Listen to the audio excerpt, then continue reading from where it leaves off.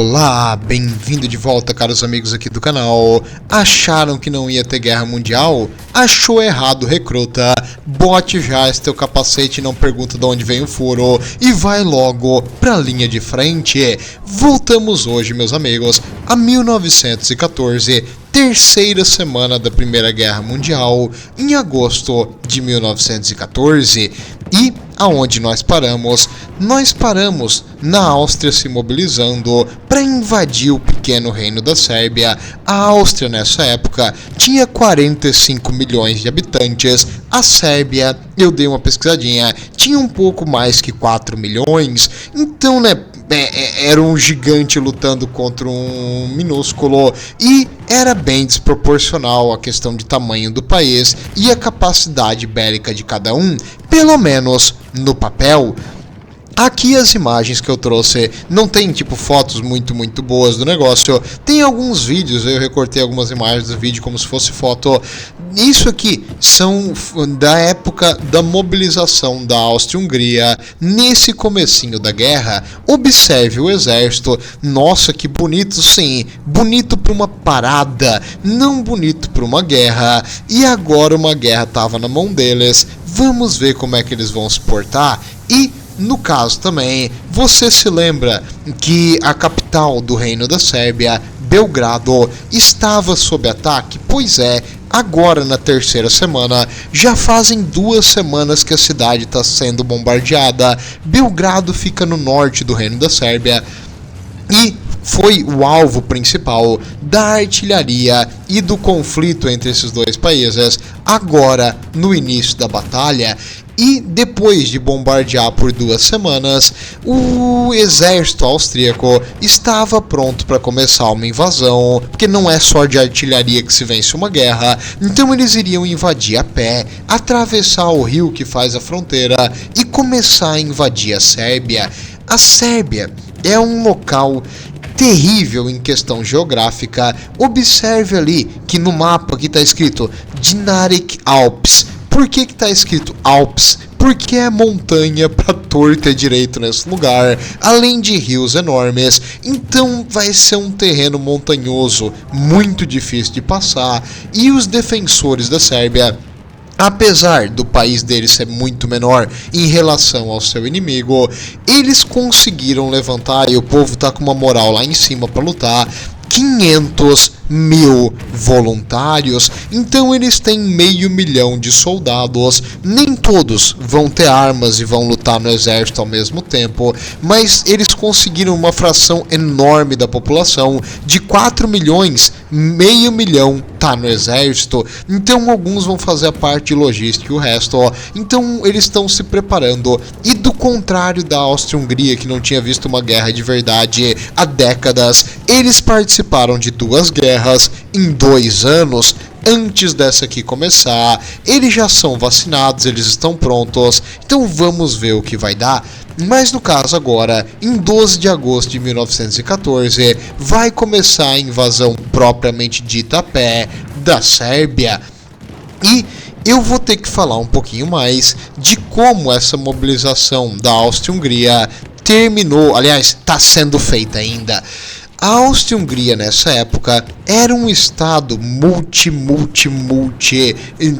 ético e cultural. Não tem noção quanto multiculturalista ela é.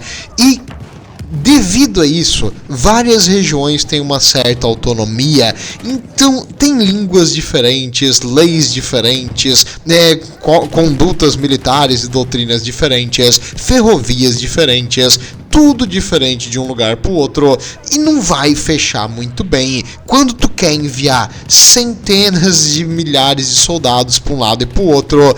Aí o negócio vai ficar um pouco complexo. Ainda mais liderado por um gênio como Conrado von Hotzendorf, um gênio da incompetência, a pessoa mais imbecil da história humana.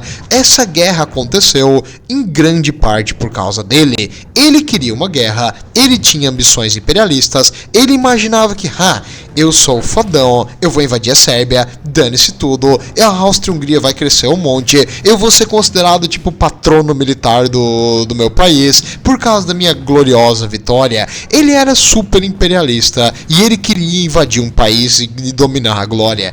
Tanto ele tava com essa visão focada ali, tipo uma visão túnel, em invadir a Sérvia, até porque, calma, não é 100% culpa dela, apesar da maior parte ser. Na Áustria, nesse momento, era incrivelmente popular a luta contra a Sérvia. A propaganda funcionou absurdamente bem, porque depois que o Franz Ferdinando morreu, começou a publicação, pós-publicação em jornais, claro, a mando do Estado, mas várias publicações falando mal do governo da Sérvia, que foi o governo da Sérvia que patrocina instituições terroristas que assassinaram o nosso querido e amado Franz Ferdinando. Ninguém gostava dele até ele morrer, mas agora que ele morreu, ele é tipo mártir. E eles iriam fazer. E começou uma perseguição a pessoas sérbias ou qualquer um que tinha escrito a favor da Sérvia. Cara, um monte de gente começou a ser presa, espancada. Vizinhos denunciavam para as autoridades, prendiam a família. Era um negócio feio. Tava ocorrendo ali na região de Bósnia e Herzegovina. E na Áustria era incrivelmente popular, principalmente nos níveis altos da sociedade. Os níveis altos que influenciam a cabeça dos chefes militares aqui. Que a invasão da Sérvia tinha que ocorrer e a Áustria-Hungria tinha que explicar para a Sérvia quem é que manda nos Balcãs. Então agora a invasão teria que ser feita o mais rápido possível, o mais decisivo possível. E aí vem o conflito de interesse. Por quê? Na tática do nosso Conrado von Hossendorf, o gênio, ele botou muito mais recurso e tropa contra a Sérvia do que contra a Rússia. E não sei se você já viu um mapa mundi, mas você deve saber que a Rússia é uma ameaça infinitamente maior do que a Sérbiazinha ali embaixo. A Sérbia, no auge do seu poder aqui, conseguiu mobilizar 500 mil homens, nem todos armados, vários na questão de suporte também, mas com 500 mil homens eles não vão conseguir invadir a Áustria-Hungria, então tu não precisava buscar eles em combate, tu podia manter ali só a pressão enquanto tu lida com a Rússia primeiro. E esse era o plano da Alemanha. A Alemanha tinha um plano de derrubar a França, focar na Rússia junto com a Áustria-Hungria, e aí, tirando a Rússia da guerra, a Sérvia simplesmente ia se render, provavelmente. Então o plano alemão era focar no peixe grande primeiro, derrubar a França, depois derrubar a Rússia e depois a Sérvia, mas o seu aliado, a Áustria-Hungria, tinha planos diferentes. O Conrado era tão focado em dominar a Sérvia que ele mentiu para os alemães e ele mandou mais soldados que eram para ser alocados para a Rússia. No plano de batalha conjunto dos dois, eles tinham que enviar mais divisões para a fronteira contra a Rússia. Ao invés disso, ele mandou essas divisões para invadir a Sérvia. Então esse imbecil não se preocupou com o ataque da Rússia e quis focar tudo em dominar a Sérvia o mais rápido possível. Isso vai voltar para morder todos eles depois, né? Imagina só, entre enfrentar um paizinho pequeno que não pode te atacar e a maldita Rússia, quem tu acha que é a ameaça maior? Ah, Conrado, você é um imbecil. E, no caso, quando os alemães descobriram que ele tinha mandado as tropas que eram para estar defendendo a fronteira com a Rússia, isso também vai afetar as decisões alemãs, que a gente vai ver, que a gente vai ver na semana seguinte, porque vai ocorrer um certo desastre nessa fronte e a Alemanha vai ter que fazer uma retirada. Em parte essa retirada foi culpa desse remanejamento do Conrado, então o Conrado já está afetando os planos dos seus aliados. Porra, Conrado, para de fazer cagada. Eles vão realocar as tropas contra a Rússia? Não dá mais, e eu vou te explicar por quê. Em parte porque a Áustria-Hungria tem essa dificuldade imensa de mobilização. Eventualmente o exército vai acabar chegando depois de um atraso na fronteira com a Sérvia e algumas divisões vão ser realocadas de volta contra a Rússia, mas isso vai demorar muito, e a Alemanha vai ter que tirar divisões da França para enviar para a fronteira da Rússia, o que pode afetar o plano Schefflin. Eu não sei falar Schefflin, é Schefflin Plan. No caso, o plano plano que era dominar a França o mais rápido possível e tirar eles da guerra por causa do erro maciço de análise de risco do nosso Conrado. E as tropas da Áustria-Hungria agora estavam indo lentamente, quando eu digo lentamente mesmo, em direção à fronteira da Sérvia, e algumas teriam que, depois de muita espera, voltar lentamente para a fronteira da Rússia. Por quê? Por que lentamente?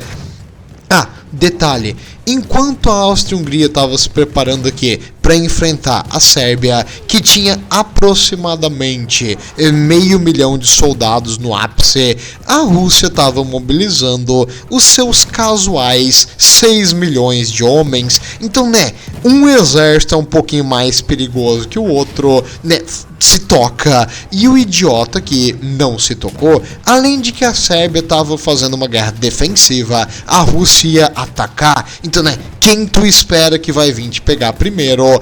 Se toca.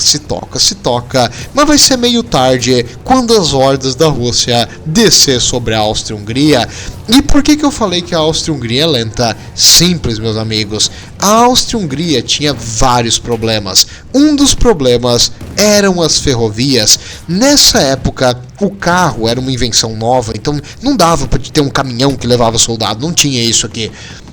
Nessa época, os soldados em grande número eram levados de trem. Não só os soldados, artilharia, peças remanescentes, munição, roupas, carvão para esquentar no inverno, tudo que era nessa comida, etc., era levado de trem. Então a logística militar dependia da ferrovia. E qual é o problema das ferrovias da Áustria-Hungria? Todas as fotos aqui são de trens da Áustria-Hungria. Olha só que coisa horrível de feia. O problema, cara, desses trens é que diferentes regiões da Áustria-Hungria tinham diferentes diâmetros, não se fala diâmetro, diferentes bitola que se fala, eu não sei o termo correto, mas diferentes tamanhos de trilho. Então tinha trilho de um tamanho e tinha trilho de outro, ou seja, o trem que corre em uma região não corre na outra. Então não dá para simplesmente embarcar num trem em um lugar e sair no ponto onde tu quer chegar. Tu vai ter que parar, vai ter que sair do trem, vai ter que fazer uma parte de cavalo ou a pé, chegar em outra estação, entrar no outro trem, ir até outro ponto, sair da estação, ir novamente de cavalo ou a pé para outro ponto, pegar outro trem e aí chegar no teu destino final. Então esse tipo de falha logística era horrível e porque eles estavam levando milhares de soldados, então os trens foram alocados para o serviço militar. Com isso, o exército começou a mandar na ferrovia e eles tinham uma preocupação imensa com acidentes. Porque se ocorresse um acidente, só tem um trilho que vai e que vem. Não tem como é que eu vou te explicar? É trilho único. Primeiro, o trem tem que chegar no seu destino final. Lá, ele vira e volta pelo mesmo trilho. Peraí, então tá me dizendo que tem que chegar todos os trens que estão indo primeiro para eles poderem voltar? Exato. Por isso que eles não conseguiram retornar para a fronteira da Rússia a tempo, porque primeiro os soldados tinham que todos chegar, receber a ordem de voltar e esperar o último trem chegar para não dar acidente no trilho, e aí virar todos os trens e começar lentamente mandar os soldados de volta. E quando eu digo lentamente, é lentamente mesmo. Por quê? Porque o exército agora, os cargos comissionados do Conrado Lê estão controlando os trens. E para evitar acidentes, eles tiveram a brilhante ideia de limitar a velocidade dos trens para o trem mais lento. Por quê? Porque isso tem dois trens indo na mesma direção, um a 40 por hora, um a 30 por hora. O que vai acontecer? O de 40 por hora pode bater no de 30. Nessa época não tinha telefone, aliás, tinha, mas não ia usar telefone num trem.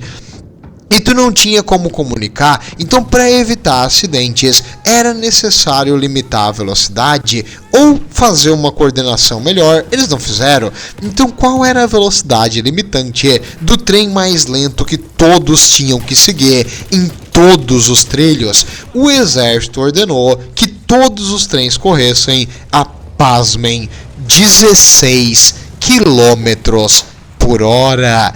Eu já andei de bicicleta a 32 km por hora na reta. Então, cara, eu era o dobro da velocidade de bicicleta do que o maldito exército austro-húngaro ia de trem. Então, pô, meu, que é isso? Que é isso, cara? Não faz sentido nenhum. Tipo, Áustria-Hungria. Então o exército era extremamente lento para se movimentar e eles não conseguiriam manobrar de forma rápida. Isso era um risco, eles sabiam que isso era um problema da logística delas, mas eles não fizeram nada para arrumar a tempo da guerra. No caso, a gente aqui tá querendo saber de batalha. Finalmente, no dia 12 de agosto, 2 exércitos completos vão ter se formado na fronteira da Sérvia e eles vão começar a dar ordem de invasão. Então, desde o mês passado até agora, eles finalmente conseguiram reunir soldados apenas no dia 12, mas, estavam ali e mais estavam chegando. Então, agora os soldados da Áustria finalmente chegaram na estação e começaram a ir em direção à linha de frente. E esses 2 exércitos que estavam na fronteira com a Sérvia, eles estavam a comando do general Oskar Potiorek. O Oskar Potiorek era o responsável pela invasão da Sérvia. Ele nunca na vida viu uma batalha. Ele era um oficial de carreira que jamais lutou. Ele tinha algumas ideias muito firmes. A ideia principal dele é que o melhor jeito de dominar o inimigo é com um ataque em massa de infantaria. Então ele estudou na escola Zep Brannigan. Tu simplesmente manda mais homens do que eles têm munição e eventualmente tu vai vencer. O cara é um gênio.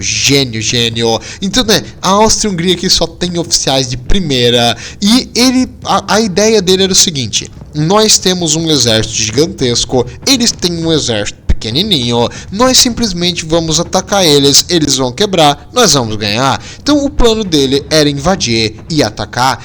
Por ele achar e completamente subestimar o seu inimigo e supervalorizar a sua infantaria. Detalhe, os soldados que estão lutando aqui nunca lutaram juntos. Eles são de regiões diferentes, de línguas diferentes. Então, tipo, eles não têm comunicação interna entre eles. Não é um exército só no nome. São grupos de soldados que estão lutando pelo mesmo país, mas eles não são um exército tipo ordenado e tudo mais.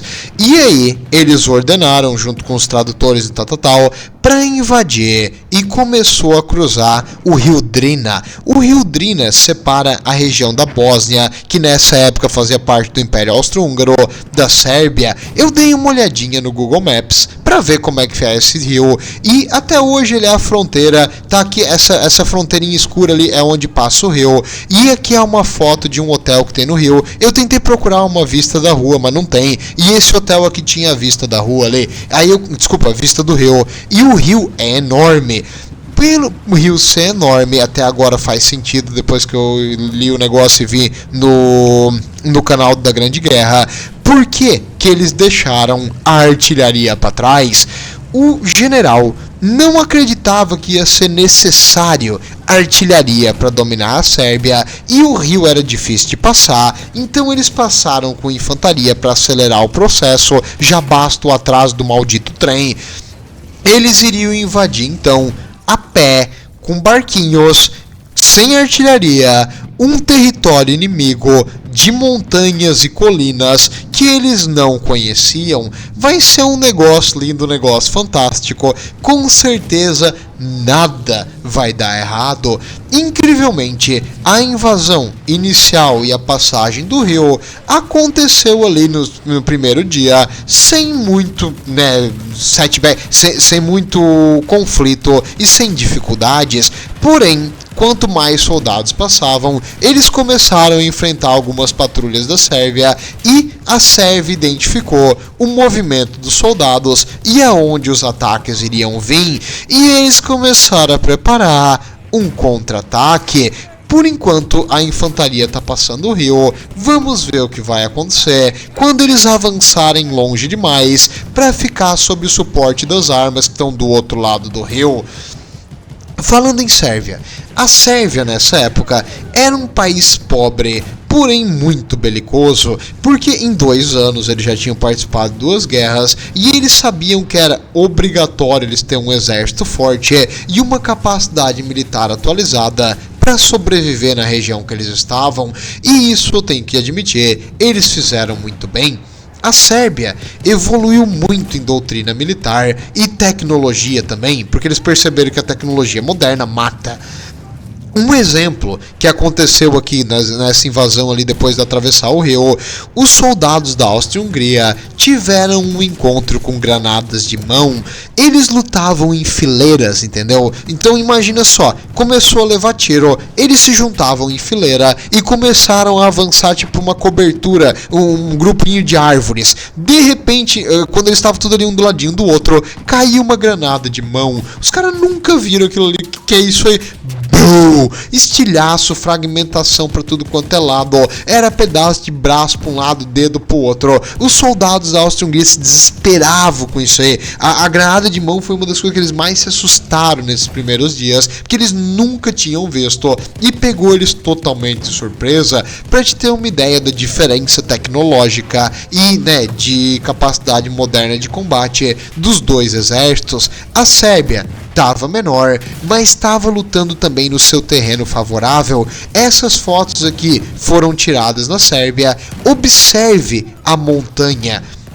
Cara, é um terreno infernal para passar, terrenos com montes, colinas, um monte de floresta, onde tropas podem ficar escondidas. Nessa época, existia avião, mas eles eram minimamente usados, no exército nunca foi usado, não tem drone, não tem satélite, tu não sabia onde o inimigo tá, então aquela florestinha na montanha lá longe pode ter um regimento inteiro do teu inimigo, como é que tu vai saber? Então era difícil saber a movimentação inimiga nessa época, e a Sérvia agora sabia, vendo ali os caras atravessar o rio, aonde o ataque viria, e eles começaram a preparar um contra-ataque. E se tem uma coisa que eu tenho que admitir do exército da Sérvia, os caras eram boludo. Pense num pessoal que tipo, eles eram 11 vezes menores do que a Áustria-Hungria, e eles tinham total certeza que eles vão vencer eles na batalha,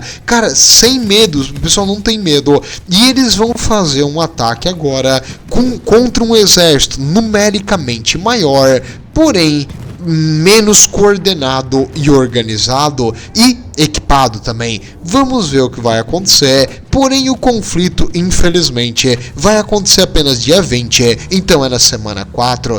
Desculpa, eu quero ver esse conflito, relaxa, vai ter muito sangue, vai ter muita violência, vai ter granada de mão de novo, vamos ver o que vai acontecer. Nessa semana, na terceira semana, a França, de todos os países que tu podia esperar uma ofensiva, atacou. A França nessa época, ainda tinha franceses, que tancavam o negócio, e eles começaram uma invasão na cidade de Mulhouse. A cidade de Mulhouse fica na região ali onde é chamada Alsácia-Lorraine, e eles foram perdidos para a Alemanha depois da guerra franco-prussiana, e agora a França atacou Mulhouse. Atacando Mulhouse com mínima resistência, eles invadiram no dia 8. No dia 8 de agosto eles invadiram a cidade de Mulhouse. No dia 9 começou um contra-ataque alemão, utilizando peças de artilharia e utilizando soldados que vieram e lutaram muito próximos dos franceses. Os franceses aguentaram por um dia, e no dia 10, com o aumento das baixas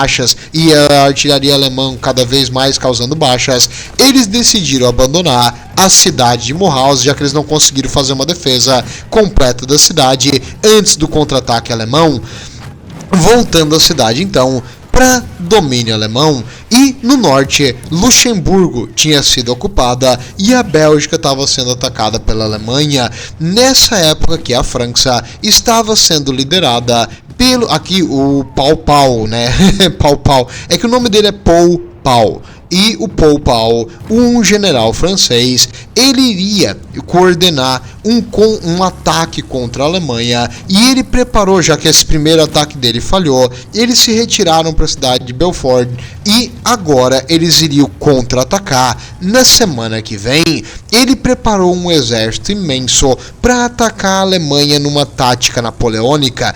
Como assim? Napoleão dizia que tu tem que fazer uma vitória em detalhe. Digamos, tu tá enfrentando um inimigo numericamente maior que tu, certo? E ele tem 60 mil soldados em um ponto e ele separou 5 mil soldados para defender outros pontos, não é? Então tu vai usar os teus soldados para focar naqueles 5 mil, depois nos outros 5 mil, e aí tu vai cercar os 60 mil para eles serem obrigados a se separar. Então tu vai dividir, conquistar e tu vai vencer em detalhe. E ele acreditava que a Alemanha tinha um ponto fraco. E ele, como eu disse, não tem inteligência nessa época, não tinha satélite, não tem infiltração aqui boa. Os caras não ficavam mandando mensagem no WhatsApp para saber onde é que eles estão. Então tu não tinha como saber aonde estava o exército alemão, e ele imaginava que o exército alemão ia estar na fronteira contra a Rússia e atacando a Bélgica. Com isso, as defesas que os alemães devem ter deixado para trás são pequenas, e se a gente pressionar elas, nós vamos quebrar as defesas alemães e obrigar eles ou a se render ou a se retirar e parar o ataque contra a Bélgica, enquanto a Rússia mata todo mundo. De um jeito ou de outro, vitória. Então, na tática dele, os alemães estavam mais fracos e ele iria conseguir atacar eles nos pontos onde ele estaria menos resistência e quebrar a linha e obrigar o exército deles que estava invadindo a Bélgica a ou voltar ou se retirar, ou se render, e aí a França ganha. Então, detalhe, ele fazia isso meio que tipo, ele mandava, ele não tava nem aí, e ele meio que agia como ele queria. O governo francês não tinha muito influência sobre isso aqui, e nós vamos ver que essa decisão dele de atacar a Alemanha, acreditando que o exército tá bem fraco, foi uma bola fora, mas foi uma bola fora mesmo. Semana que vem, cara, tu vai ver, porque aconteceu a maior parte da batalha dia 12 em diante, então passa da quarta pra quarta semana. Vai acontecer um recorde. A França vai ser a campeã do recorde horrível de maiores baixas em um único dia durante toda a Primeira Guerra Mundial, porque esse ataque vai ser fenomenalmente idiota. Detalhe, a França acreditava nessa questão de guerra napoleônica e eles tinham um comandante que participou em parte do exército alemão, e ele, no caso, é um attaché. Attaché é tipo um enviado diplomata de um exército para conversar com o outro, para conhecer as táticas de outro país. E na época que eles não tinham uma relação um pouco melhor, e ele falou, e ele defendia, que a gente tem que mudar o uniforme. Os franceses ainda usavam uniformes azuis brilhantes, um uniforme que é de marchar, tipo um uniforme decorativo. Eles usavam esses uniformes azuis brilhantes, tipo todos com detalhes em dourado, vermelho e coisa assim. É meio que tu pintar um alvo no teu próprio peito e nas costas.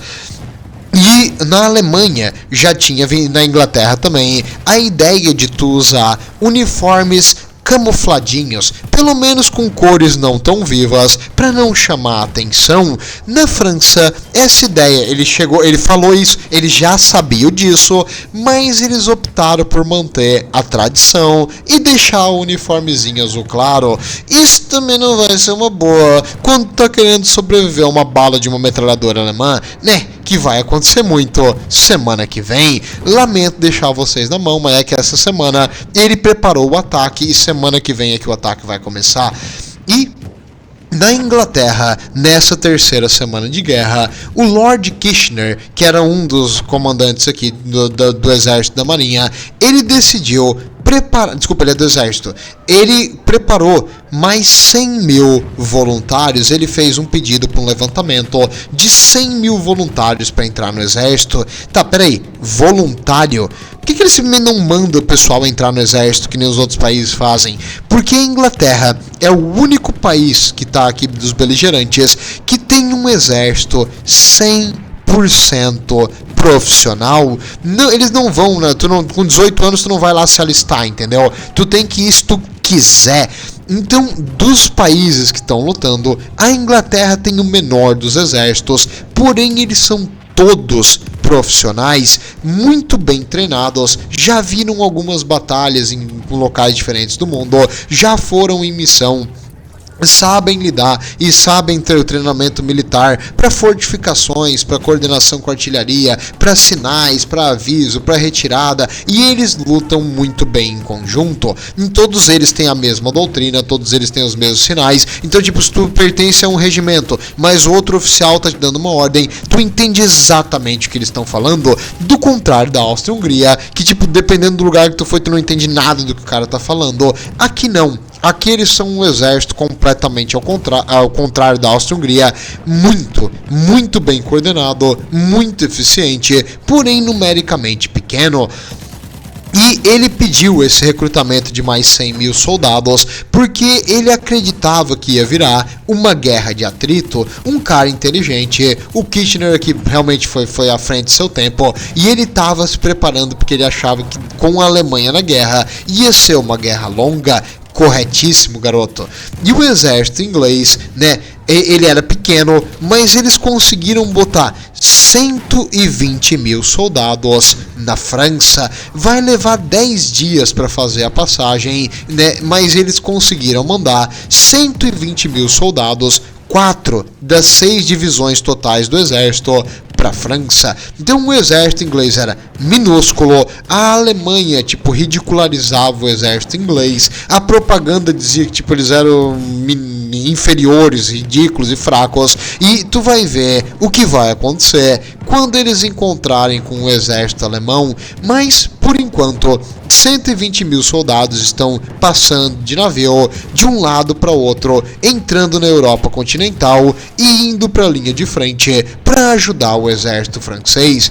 O exército francês, né, o general, acredito, o Popal, ele não quer ajuda e ele tem total certeza que a França vai atacar e ganhar essa guerra sozinha. Sim, meu amigo, vai nessa, confia, que pode dar errado.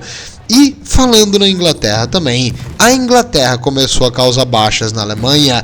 Inicialmente, né, a Áustria-Hungria e a Inglaterra tinham boas relações diplomáticas, porém, depois que começou a guerra, a Inglaterra mudou de ideia. Na Inglaterra, o povo de vez em quando tem uma ideia que cresce, tipo, vira popular, e começou a ficar popular lutar e defender o direito dos povos que pertenciam à Áustria-Hungria. Então os povos minoritários que eram oprimidos pelos tirânicos austríacos tinham que ser livres, e começou uma ideia de independência e liberdade, paz, meus amigos, para os povos que pertenciam à Áustria-Hungria, principalmente os povos eslavos e especificamente os checos. Mas também, né, quem não gosta dos checos, né? Os checos são maravilhosos. Forte abraço para todos os checos e checas. As checas mesmo é incrível. Então, eu não ia perder a piada, né? Não é porque a gente tá falando da Primeira Guerra Mundial que a gente pode perder uma piada. Falando nisso, né? Pro povo que gosta de Warhammer, né? E tá aqui no meu canal, você provavelmente gosta de Warhammer. O vídeo de hoje é patrocinado pelo Encontro de Amantes de Animais dos Space Wolves. Peraí, Lorde, quando tu diz amante de animais... quieto, exatamente o que você escutou. Venha fazer carícias no seu companheiro animal, com certeza uma memória que vai ficar com você para sempre. Space Wolves, au.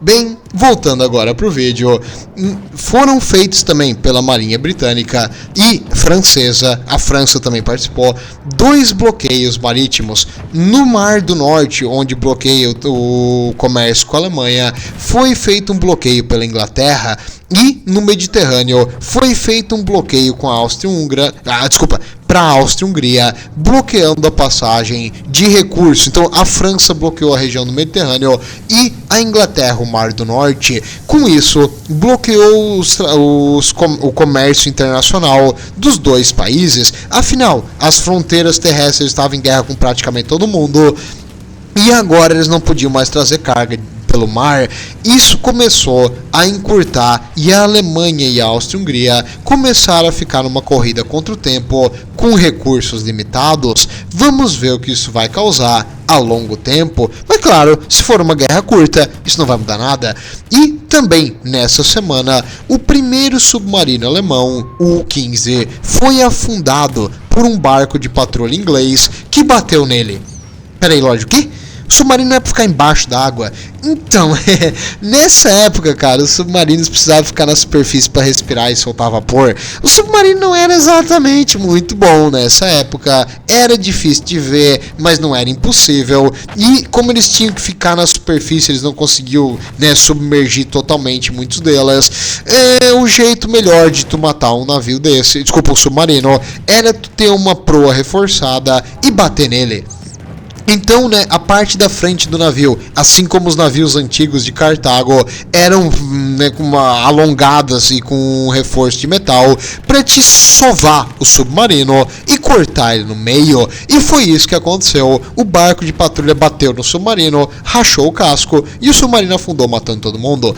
E um navio alemão também foi capturado no Lago Nissa. O Lago Nissa é no meio da África, olha ali, perto de Moçambique. Ali, né, tinha uma colônia alemã e um barco de patrulha alemão do Rio foi preso por um barco inglês. E o capitão do barco falou: o que está acontecendo? O inglês, aliás, não falou assim, ele falou alemão, né, mas não sei falar. E o inglês falou: you are under arrest. E aí ele prendeu eles todos. Por quê? Porque, né, eles estavam em guerra, mas o capitão do barco alemão não sabia que os países estavam em guerra. A notícia não tinha chegado aqui ainda para ela, e os ingleses já sabiam, então os ingleses prenderam ele. Como eu falei, a Inglaterra tem uma capacidade de coordenação e comunicação muito boa, e com isso chegou antes a notícia para eles, e eles tomaram a iniciativa.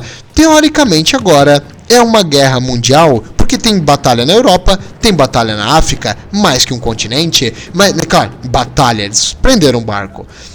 E no Império Otomano, o Império Otomano ainda é neutro, não entrou na guerra. Eles, nessa semana, eles tinham bloqueado a passagem nos Dardanelos, você viu na semana passada, eles bloquearam ali a passagem da Rússia para fora e o comércio com a Rússia, e agora 2 barcos de batalha alemão, 2 navios militares que estavam fugindo de patrulhas inglesas, entraram nos Dardanelos, permitido pelos otomanos. Os ingleses estavam tentando ir atrás, e aí foi mandada uma comunicação para os ingleses que se eles se aproximarem eles vão ser afundados. Então os ingleses não puderam parar os navios alemães e os navios foram vendidos para o Império Otomano. Eles trocaram a bandeira pela bandeira otomana e agora eles eram otomanos. Piscadinha, piscadinha. E por quê?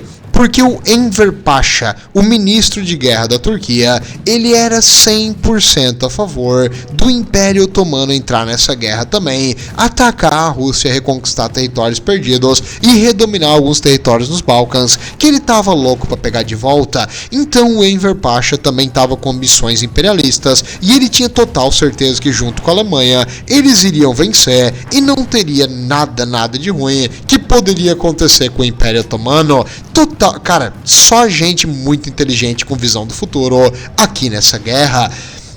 Mas, por enquanto, apesar disso aqui, isso é um incidente diplomático, mas legal, legalizado, eles compraram os barcos agora são otomanos, os otomanos estão em paz, os ingleses não podem afundar, então a marinha otomana aumentou em 2 navios de guerra, né? Isso talvez volte para morder os otomanos mais para frente, ou talvez para morder os ingleses, que não conseguiram afundar essas coisas agora. E vamos, aqui a gente termina a 3ª semana, a Sérvia está começando a ser invadida, a França perdeu um pequeno ataque e está coordenando um ataque muito maior, porque o seu comandante, o Pau, ele tem total certeza que em algum ponto da fronteira com a França, com a Alemanha, os alemães devem estar fracos, porque o exército deles está forte contra a Bélgica, e ele acredita que eles estão fracos ou no meio ou na fronteira mais próxima da Suíça. Vamos ver o que isso vai acontecer na parte que vem. Enquanto isso, a Rússia está mobilizando e mandando tropas para frente.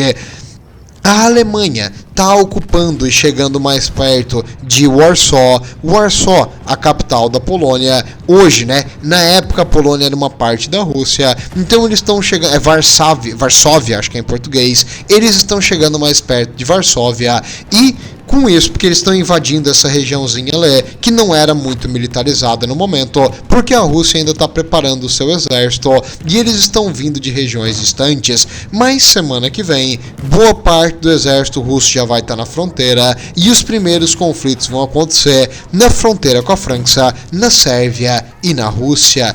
Vejo vocês por lá, onde vamos ter 3 frontes ativas, e semana que vem a metralhadora vai cantar solta contra os franceses, contra os alemães e contra os austro-húngaros. Até mais, meus amigos, vejo vocês por lá, e lembrem-se, guerra não compensa, respeitem a autonomia das nações, porque senão você vai parar numa linha de frente, tendo que correr em direção à metralhadora, e isso não é muito saudável, não vai dar bom.